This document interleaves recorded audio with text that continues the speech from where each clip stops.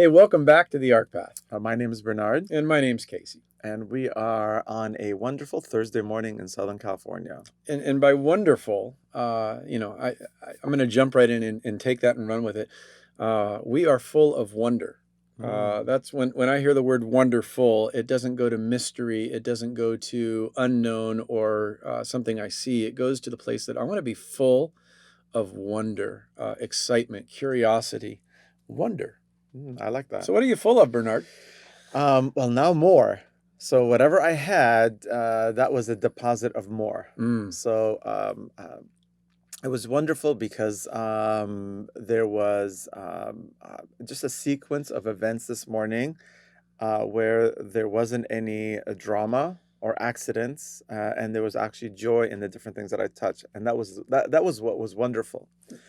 But to touch the word wonder in that regard just added more to it. Yes, it did. And what a wonder that you can capture that this morning didn't have the challenges and it was wonderful. Yes. And yet I'm gonna shift it and go, sometimes the challenges help us appreciate the moments that are without them. Yeah, well, and I have a lot of appreciation. You have a lot of appreciation. It's those hardships, those trials, those struggles that we come through, we learn from, we emerge on the other side, and we go, yeah, I don't want to do that again. Yeah. And so then we choose on an ARC path experience to grow, to become better, to experience it. So let's jump in. I'm going to give you the option. Do you want to talk about an early experience of struggle and trial that you had to go through, that you learned something? Or do you want to talk about an early experience of success that you look back and you go, wow, I did that? Which one do you want to touch? Would you rather have a root canal or an ice cream sundae? What would you rather have? Am I in pain? Exactly. For me to go back. But if I'm in pain and my mouth hurts so bad that I can't enjoy the ice cream sundae, then give me the root canal. Give me the root canal. Because then I want to go back and have the ice cream sundae later. So how much pain am I in? If I'm in pain, then I need to hear your pain story. And I just invite you, if you're listening today, Bernard and I love that we can share both. We can share the ice cream sundae celebration. Let's do a social around it. Let's get together, make it a good time. But we do have root canal stories where we wanted to die rather than to go through it. But we knew we had to go through it. And really, just to add to that a little bit more, is the reason that we love sharing it is that because there's no longer pain in that story. Again, being on the ARC path is acknowledge, heal, restore. That means, there was pain. There was an acknowledgement of pain that was healed. And it was restored. So if I touch a story, a past story or moment in my life that was challenging, there's the pain associated with that is not pain today. Yeah, and the way you can know that in your own life is basically on your scars. If a wound is still open, you still have pain. But when you look at a previous wound and there's a scar there, you're able to tell the story about the wound and the injury without the pain becoming a present tense because you've healed. But sometimes we have scars. Well, and one of my favorite scar stories is we got a new kitten a while back, and I was getting used to how to handle the kitten and all that, and she cut me just on my shoulder right there at just handling her, and I'm like, that's gonna leave a scar, and they're like, oh my gosh, that was really a bad cut, and I said, but I'm gonna tell people it was a knife wound. This you got cut by a kitten. And when Bernard says kitten, most people imagined a 1 pound purring little kitten. This is not the kitten. This is a descendant of a Siberian tiger that was crossbred and created some. So yes, it was of the feline line, but there really was quite the claw mark. It was. and yet, as we jump into that pain, did that happen twice? Not like that. Not like that. Yeah. You still went back and played with. I still went back and played, but I was more mindful because it was a serious cut, and so the claws, like Casey was saying, pretty serious. But there's no pain. There's no pain associated with that memory. Yeah. That's the. So back to where we want to go today. We want to talk. We're going to get to the end. I'm not even going to go there yet, but we're going to start with an early success story or an early success story. One of the success stories I'm talking about is the place where you were up on top, you accomplished something, you received a reward or accolade. The other success story is the other side of that coin when you were at the bottom, but you didn't stay there. So the success story is, I hit bottom at this point. And it doesn't have to be negative. It just means I came up short. And yet you didn't stay there. So share a success story from the top or the bottom of that metric. I love that. And what's interesting is they're both stories, top and bottom. And I'll share that. It's probably one of the greatest moments of my life is in my 40s, early 40s. And I was at the peak of my success, and success. It wasn't just financial. There's a whole other metric on it. So it was a financial moment, and in that there was a lot of events that was happening in my life, and traveling, working hard, multiple businesses, family, career, money, and then at one point, time stopped, and in that moment.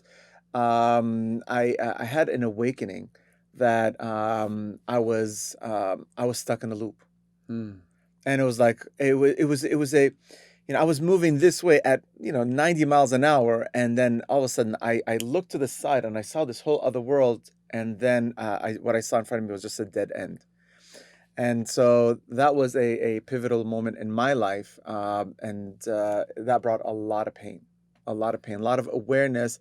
Actually, what it brought is the awareness that I was in pain moving at that speed. And that was a shift. I didn't know that. I didn't know it at that time, but that's, going through understanding where I was and what was happening. There was more to life than the way I was living life.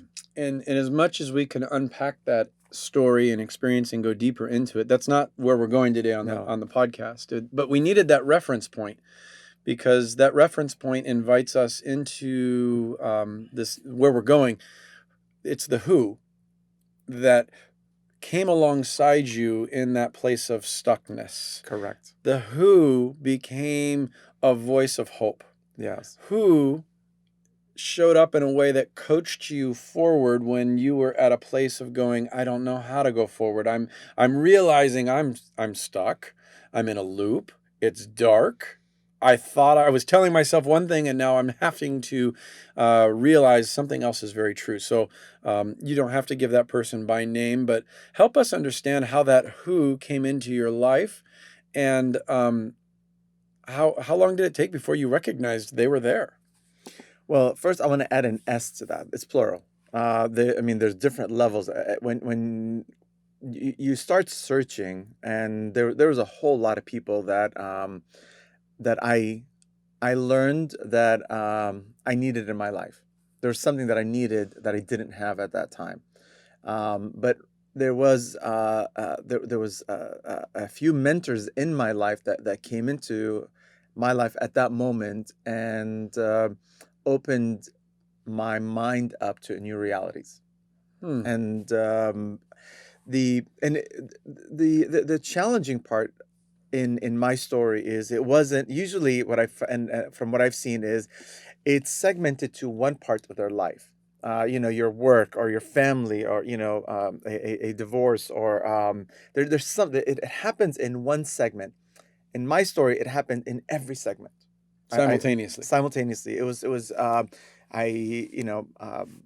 I had to reflect on my marriage and my children and my lifestyle. I had to reflect on my travels, because again, I was traveling, my businesses, my mindset, my relationship with my parents, my career, and it was all at the same time. So this is not for Bernard, but this is for you listening. When something like that happens, it's often an indicator that the indicator lights have been ignored. So if you've driven a car and the light goes on, it says check the oil, or you're driving your car and it says check the battery, or the little lights that come on, and we go, I'll get it next time. I'll get it later. Those little indicator lights are telling a story, and what happens is they coalesce and they compound. So one light goes on and you could ignore it. 3 lights go on and you got to do something about it. But then eventually what happens is there's a shutdown. I thought they were disco lights. I mean, I don't know what he's saying. It was fun. It was a lot of flashing lights. There was music in the car. Man, I'm picking up my pace because the lights are flashing so fast. And I'm just inviting you to recognize that. At the same time, I want to tell you there's hope on the other side. I ignored the lights in my car, so I'm telling it from the car point of view. I actually had pictures up. If you can picture, there's the speedometer in your front car, and I had pictures of my kids, pictures of my wife. I thought I was doing the right thing, and I covered all the light indicators, so I didn't see any of the light indicators. And then at one point, my car started convulsing. Yeah. And I'm like, what's going on? And then all of a sudden I pulled pictures out and I saw it was way overheating. And so I literally burned up my engine because I didn't have any water or any oil or anything in my engine any longer. I had gas, but the indicator lights were not telling me a story because I blocked them out. Yes. That was an expensive lesson. At that point, I had to choose, do I spend $7,000 to repair my truck? To which if I spent $7,000 to repair my truck, I could probably turn around and sell it for $15,000. Yeah. If I don't repair it for $7,000, then I probably won't get even $2,000. Yeah. So I looked at it and I said, okay, do I sell it for $2,000 or do I invest $7,000 to be able to sell it for $15,000? Yeah. Well, the truth of the story, I kept my truck because I put a brand new engine in it, and I'm not about to sell it anyway. Your indicator lights are flashing. Yes. Either you're dancing to them thinking you're, I'm above it, or you're deceived by it because you're hiding it. Yes. That wasn't where we were going today either, but I couldn't help. We stumbled into that story. Back to you, Bernard. The who's are plural, and they're in different focuses or domains of life often. That's what I heard. Correct. But there is a magnifying glass. So what I call it. So there's a lot of people. If you want to just a visual, I'm a visual person, and if you're listening to this podcast, I'll do my best. Think of a crowd that's in front of you, and then there is a magnifying glass that you can see the crowd through. That's in front of you, and there's when you're going through life, we all need a lens to help us see the crowd and our life through a different perspective. And it's I'm going to call this person coach. So you can call them father, mom, mentor, friend, but fundamentally what they are is a coach, and a coach is another set of eyes and ears. Mm-hmm. And so, true. Yeah. And so there was, because I could look at I could make my way through the crowd, but with my own eyes and ears. And so imagine, throughout my childhood experiences all the way up to adulthood, that's all what I got, what I got. What I can't get is another perspective.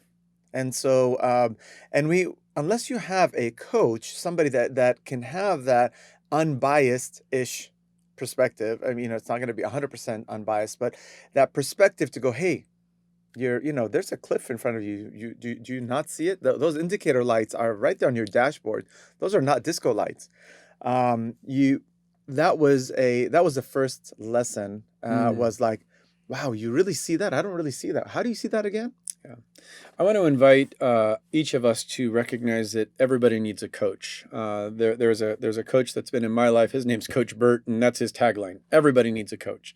But I want to invite you into what does coach really mean? And in order to do that, I'm going to take you back a little farther to the root of the word, and I'm going to add one word to coach, and it will immediately, you'll see the image, stagecoach.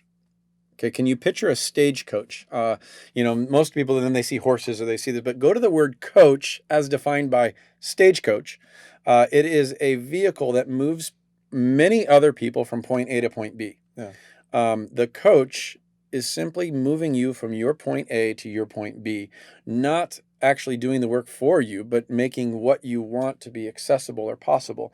We all need a coach because we have a point A, and if we could get to point B without the stagecoach, we'd walk. Yeah. But it became such an accelerant to getting to where I want to go. This is where coaches have now become a very normal, sexy word. Oh, do you have a coach? Do you have a business coach, financial coach, life coach, health coach, marriage coach, coach? Because we recognize if I could get from point A to point B on my own quickly, I would have already done it. Yep.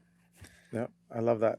Well, and there's depending on where you were born, how you were raised, and you're gonna have a reaction to coach. Mm-hmm. That's the reality. And Yeah. again, if you've been an athlete in any way, it's probably easier to accept if you liked your coaches, if you weren't traumatized by your coaches. But fundamentally, you understand the concept because the coach, any athletic coach, that was, most of them did a phenomenal job with, the youth in mentoring them in sports. And so you can accept that. If you haven't had that in your life, it's a foreign concept, and that was a problem. I was in sports most of my life, and I knew coaches, but I didn't get it that fast. I was one of the slow ones, and but it took me a while to understand that, because I knew so much. Mm. But it wasn't just what I knew. It was my perspective. It's my starting point wasn't the right starting point, and that's for me. Again, Casey's been a coach in my life for 8 years now. Yeah, and Been a little while. it's been a while. Almost starting to work. I think we see point B on the horizon. But again, as Casey was pointing out, I mean, there's been so many just amazing people that now that I understand that my lens is not the only lens. It's the best lens. It's just not the only lens. Okay, so Bernard just teed it up. Bernard just said that his lens is the best lens. Amen. So let me invite you to recognize. I've had a number of coaches, and I still have a number of coaches, but there is one coach that is really the best coach. And I'm going to tell you who that best coach is, and then I'm going to give you access to that coach. Okay, direct access. That coach, the best coach in my life, hear me out on this, is me. But not me in the present tense, it's me in the future tense. What the AHRK path invites every one of us to discover is that AHRK is not a coach, but it's a pathway. And when you begin to walk along the AHRK path, you begin to awaken or discover that you are the best coach in the world to you. So as we gather on the AHRK path as a community, we're all coaching ourselves. It's why we can do group coaching.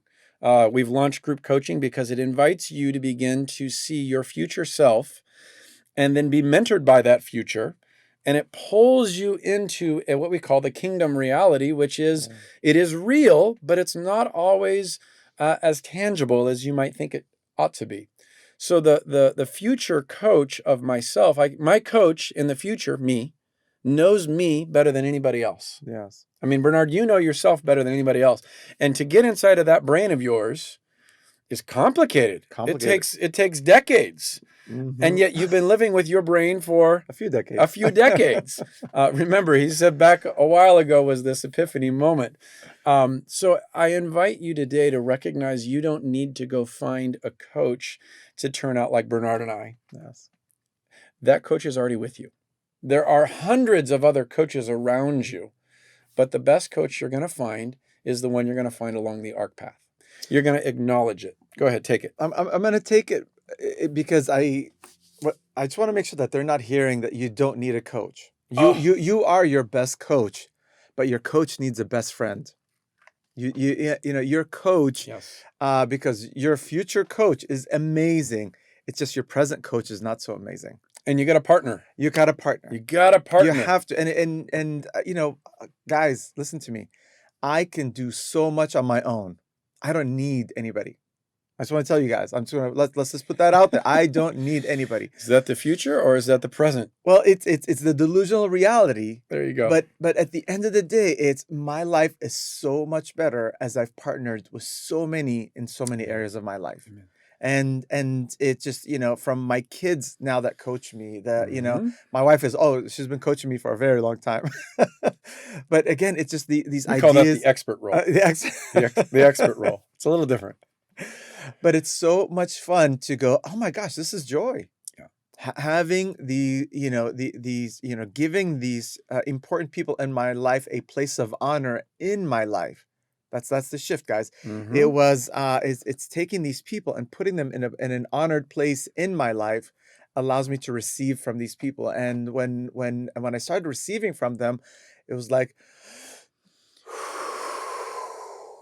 oh wow, Welcome to the AHRK path. yes, I don't have to do it on my own. Mm-hmm. Yeah. So the people around you are there to give you their information. That's what happens. We transact information and energy with everybody.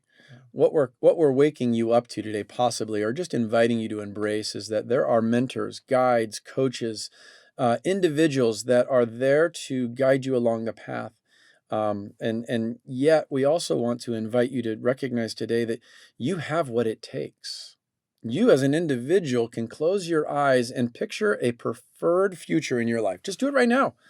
Close your eyes and picture yourself somewhere. Did anybody go to the beach? Did you go to the mountains? Did you go to a resort? Were you with your grandkids? Close your eyes and picture where you want to be in 5 years. If you can see it, it means you can dream it, which means you can design the path to get there. That's your future self now mentoring you. Now, along that journey from point A to point B, go find coaches that are going to help you make that into a reality, but it started with you. If somebody comes to me and says, Casey, I want you to be my coach, and I'll go, great, what are the goals? Oh, I don't know, Casey, you have to tell me my goals. yeah. I can't tell you your goals. I can't tell you what you need to do until I know what you're wanting to be and where you want to go. That's why it starts with you. What happens on the AHRK path is you acknowledge there are options. Yeah.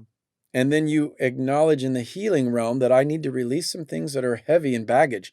If you go to get in a coach, stage coach, and you want to bring your entire house, guess what? It's not coming with you. You got to let go of baggage. Yes. And then in the restoration path, you got to know where you're going, because if you're going to Antarctica and you pack like you're going to Jamaica, you're in trouble. It's a problem. So you got to know what to bring with you, restoration. And then the kingdom is a moment-by-moment experience. You have just as much fun the moment you step on the AHRK path as when you culminate to the desired goal and outcome. And that's what a coach really does, is it brings you into what's your next goal. Oh, joy. It's, even as Casey was bringing us down the AHRK path, even before he said, what is your next goal? I was already visualizing my next goal. Mm-hmm. Imagine a life goal would be, I want to add more joy in my life in this area and in this area. I mean, that mindset alone, where that is a goal, and I can actually desire something like that, is a major shift. It wasn't, hey, let me do this, I can make more money, Yeah. or I can build imagine I can own more, I can do more. No, it's like, wow, imagine if I can have more joy in this area of my life. Yeah. What a phenomenal goal. What a shift in mindset. And really, that's what the ARC path is about, is what are those areas that are preventing you from your goals? And as you move into restoration, and Casey's talking about direction, that your future self, where do you see yourself in a day, in a week, in a month, in a year? And these are goals you need to know, because if you don't, oh, life has just taken me on a roller coaster. Mm-hmm. And I haven't been on a roller coaster in over probably a couple decades now, but have no desire to be on a roller coaster anymore. Life, or an actual roller coaster for that matter. And I want to, and we're running out of time, but I want to add this in here because it's going to be a part of this little podcast. If the future coach concept of yourself is challenging for you, here's what I just want to let you know: the past coach of yourself is not so challenging, because you hear that voice in your head, don't do that again. You failed last time. That's the past coach. Yes. Hey, well, you know what not to do because it didn't work. The past coach is telling you what not to do. The future coach is telling you what to do. Yes. You need to know the difference of those two voices. And it's not until you begin to reach for that future mentor of yourself that you begin to identify the difference of those two. I love that, guys. That's powerful, folks. Replay that. That was really good. Replay that. I think we need to clip that, and I need to plaster that on my walls as an audio. It's just, this is what coaching is about. Yeah. You go, how do you take that statement and meditate on that for the rest of the week? I mean, it's just, how will that change me? Because you start to recognize that past voice of don't, watch out, fear, you're going to stumble again, look what you did. And it's just, imagine a best friend telling you, hey, let's go this way. Let's move in this direction. Yeah. Everything on the ARC path is either yes or no. We make it simple. And healing is knowing what you're going to say no to. Restoration is knowing what you're going to say yes to. And you step into the kingdom when your yes is yes, your no is no, and you sense that, oh my gosh, I did it. Your confidence builds, and then you repeat. Today we draw out the who's of life. Yes. And they are all around you. It's not about working harder. It's not about being smarter. It's about surrounding yourself with people who encourage you to be your best. Yes. So join us for group coaching. What do you think, Bernard? Come on, guys. You have nothing to lose. It is so much fun. You get to meet some amazing people, have some amazing conversations. This is not a pep talk. This is a beautiful community. So come out and add to our community. Yeah. We're waiting for you. We're waiting for what you're going to bring into the community. Nor is it a place where you air your dirty laundry. This is group coaching and a 30-minute Zoom session, and it is about moving from point A to K. Catch the difference. Group coaching and ARC moves you from A to K in 30 minutes. General coaches, they move you from A to B based on your B. Come find the kingdom with us. Yes, love that. Yeah, very exciting. Isn't that exciting? I'm Yeah. excited. Come do it with you. We got Yeah. lots going on. Join our ARC private group in our Facebook page. That's where you get immediate updates and when the next session is going to be and how to be connected. You can follow us on social media as well. But overall, don't stay by yourself. At least Yes. partner with yourself, Yes. your future self, and then find yourself walking along the ARC path with us. Very exciting. Yeah. We'll see you soon. Take care, guys. Thank you.